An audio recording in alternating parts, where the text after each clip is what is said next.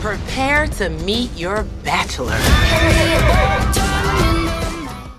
Hey everyone! With the holiday slowly approaching us, we know it's kind of the season for love and family. And what better way to get ready for that than to watch a movie that is ridiculously cute and family friendly? Well, that's right folks. Today we're talking about Wrong Paris, starring Miranda Cosgrove, who is most popular for her performance in iCarly, and Pearson Fode, who is known as Brooks from Jessie. Also, spoiler warning, if you have not seen the movie, I suggest you go to Netflix, watch the movie, and come back to this video. With that being said, let's get to it. Before we go into our explanation, we have a very small request. If you like our content, please support us by subscribing to our channel. This is a small click for you, but for us, it means a lot. Thank you. Let's begin.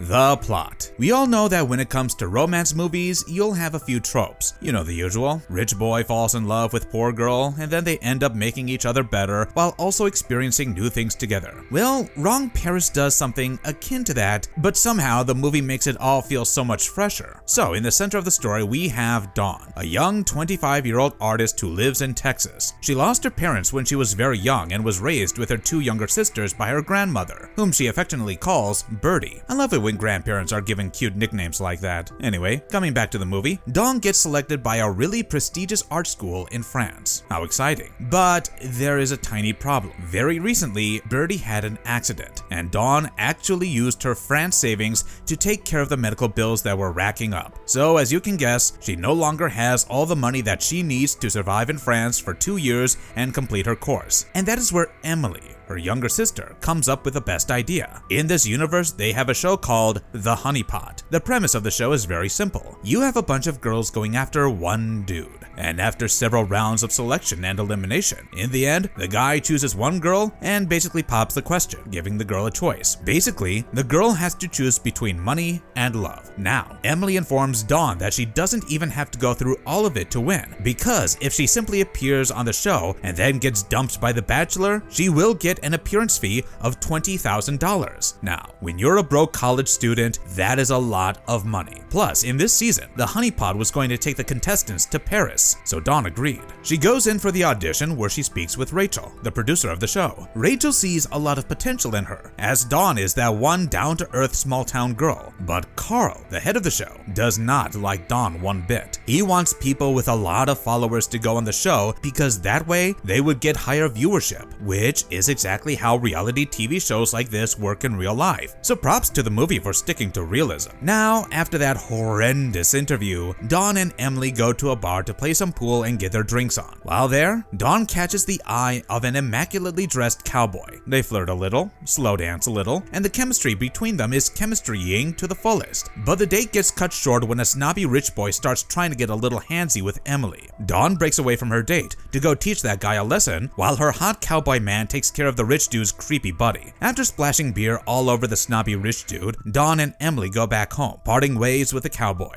The very next day, thanks to Rachel's pushing, Carl accepts Dawn on the Honey Pot, and she gets a call. She excitedly bids farewell to her family and gets on board this private plane. She meets the other contestants and ends up befriending Jasmine, who is a scientist by profession and has a grand old time ahead. But when she lands, she finds out that the Paris they were taking them to was not Paris, France, it was Paris, Texas, barely an hour away from where Dawn grew up. They are at the ranch of Mr. Trey McAllen III, and they will be fighting for him. Understandably, she gets angry and wants to run away. Rachel tries to get Dawn on board, and Dawn tells her to her face why exactly she is here. She is simply here to get the appearance fee and dip. Now, on paper, that sounds like a really good plan, right? But that's fraud, and the company could sue Dawn. So, Rachel, being her friend, tells Dawn that the only way she can get out of here without getting sued is the old-fashioned way. She has to get dumped. So, begrudgingly, Dawn stays. She kinda makes it a mission in her head to do everything in her power to get dumped. And, well, guess who Trey McAllen III is? It is none other than the cowboy from the bar. Dawn finds out about that when she goes to the stables on the ranch to help the stable hand, Jesus, and finds the cowboy from the bar. They laugh about the coincidence of it all, but when she asks him to dump her, claiming that she likes Frenchmen better, and she thought this was going to be a visit to France. But Trey really likes the way Dawn fights back and clocks him when he is trying to distract him. So of course, he does not eliminate her on the first night. And so it goes. Dawn really wants Trey to dump her, but Trey finds her endearing and refuses to dump her. This results in them getting closer and slowly developing feelings for each other while Jasmine and Rachel swoon over the couple. I have never seen people ship two main characters in the movie this hard. But of course, can a romance movie ever be without a love rival? In this movie, it is Lexi, the popular social media star, who joins the honeypot to gain more followers and brand deals. She figured that if she won the honeypot, she would be extremely popular and it would work out well for her career. But things will obviously not go that way if Dawn is well liked by Terry and chosen by him. So at every given moment, Lexi tries to defeat Dawn. In the first date challenge, Lexi literally wins the challenge of staying on the bow the longest by asking Trey to put it on low and slow. This is bad because each time you win a date, you get some amount of money that goes to your winnings. So Dawn really needs to win those dates before she gets dumped. Dawn, of course, ends up crashing the swimming pool date that Lexi and Trey were having in the most hilarious way possible and eventually wins the next date. On that date, Trey and Dawn realize just how much they like each other. And so, soon after the date, Trey and Dawn sneak out in the middle of the night to go on their own private little date. Trey took her to this hidden spot on the ranch property, which he stumbled across when he was 12, and they talked about everything except the part where Dawn is going to France for her art school. Trey, on the other hand, is completely taken with her, so he tells Dawn that in the finale of the honeypot, they will be going to Paris. Yes, the French one, and there, they can stay for a couple of weeks and give this relationship a real shot. Now, Dawn could have come clean right at that moment and explained to Trey that she really wants to stay there because she has art school, but she doesn't. She just agrees with him. Then she takes him over to her house, which was barely a few minutes drive away, as she predicted, to show him her art. Her family meets with Trey, and everyone can see that they have sparks flying between them. While Trey and Dawn are having the most romantic time of their lives, Lexi is out going through Dawn's bag. She saw them sneaking out, and she was not having any of that. When she was going through her things, Lexi found out about Dawn's acceptance letter to the art school. Realizing what was happening, when Trey came back after his day with Dawn, Lexi pulled him aside and told him what was happening. Coincidentally, that was also the night of an elimination. So, when it was time for Trey to choose who would be eliminated, instead of choosing to save Dawn, he chose Lexi, because from his perspective, Dawn was just playing him for the money and was going to stay back in Paris, while he would have to deal with his heartbreak by himself since he was genuinely interested in her. Dawn obviously did not see any of that coming and was completely heartbroken. Jasmine and Rachel were surprised too, but there was not much to be done. Dawn gets eliminated and sent home. She returns to her home and packs her bags to go to Paris, finally accepting the offer. Now, while she is studying there, one fine afternoon, she meets Rachel. Turns out, the finale is here. They were going to shoot the finale episode in a cafe near the Eiffel Tower, and even though she had been out of the game for a while, if she forfeited her winnings, she could get back in the show and meet with Trey. Now, this is obviously a hard decision for her since she really needs the money, but Rachel points out to Dawn that she has been sketching Trey the entire time. Plus, Rachel arranged for a beautiful gown to be sent back to Dawn's place in Paris. So sure enough, in the evening, right before the finalists met with Trey, Dawn showed up in her beautiful gown. She gives them the envelope full of cash and goes to meet with Trey. She tries to explain what is actually happening behind the scenes and why she cannot tell him what she is actually doing. But Trey cannot believe her. I don't blame him. There's a lot of money involved as the last grand prize of the show. Realizing that there was not much she could do, Dawn took out the golden apple she had created for her art project, which represented the impossible dream, and gave it to Trey before leaving, teary-eyed. Trey is obviously shocked at this whole mess, and that is when Rachel spills the beans. Dawn had forfeited all the money she had won from the honeypot just for that meeting. Trey realized that Dawn truly meant it when she said she loved him. So of course, he runs after her, they meet in front of the Eiffel Tower, and he tells the crew following them that he is about to pop the question. He offers Dawn both the money and the ring for marriage. But what the crew did not know is that by the time they tracked the couple down, they had already made plans on what they were going to do. They loved each other too much to be separated, but they knew they needed the money since Dawn would not let Trey pay her college fees. So instead, Dawn chooses the money while Trey chooses her, effectively getting both. And then we get our cute little happy ending montage, and that's the end of the movie. But of course, that is not the end of our video. Let's talk about what makes this movie a must-watch in my opinion.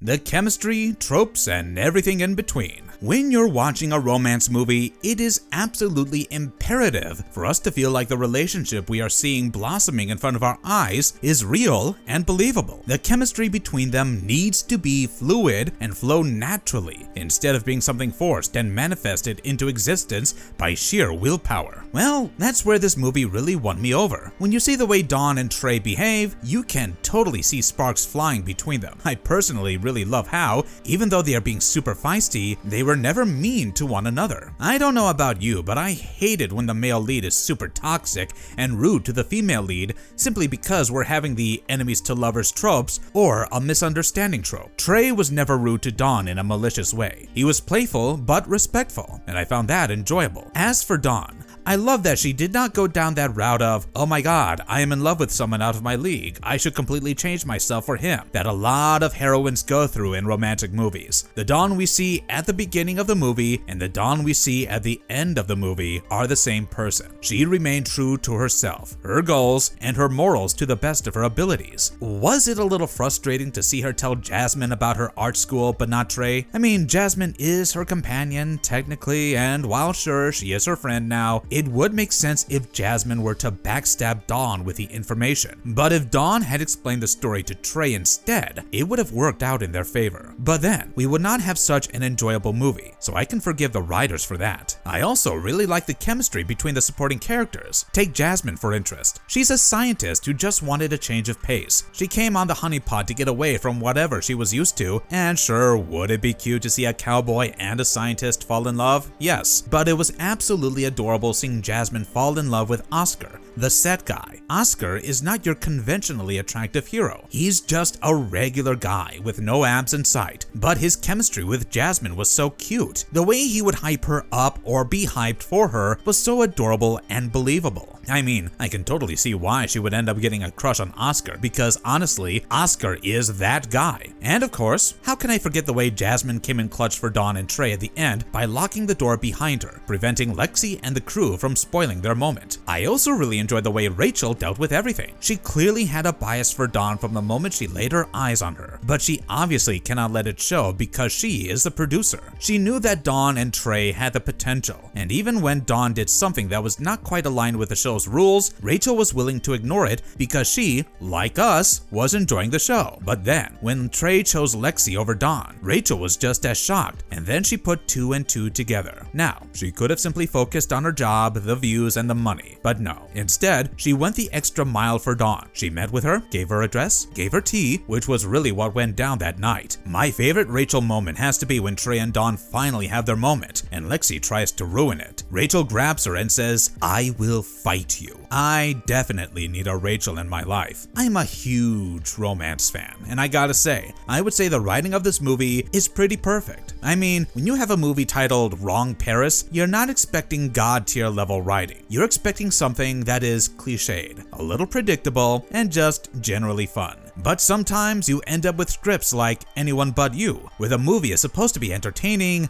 but it ends up becoming a painful experience. Well, nothing like that happened with Wrong Paris. I love the way they poke fun at the dating show format that they included in their movie while also being clever about it. I also like the way the romance leads interact with one another in said show, giving that authentic feel. You can understand why the characters are progressing a certain way, so none of their dialogue feels bizarre or out of place.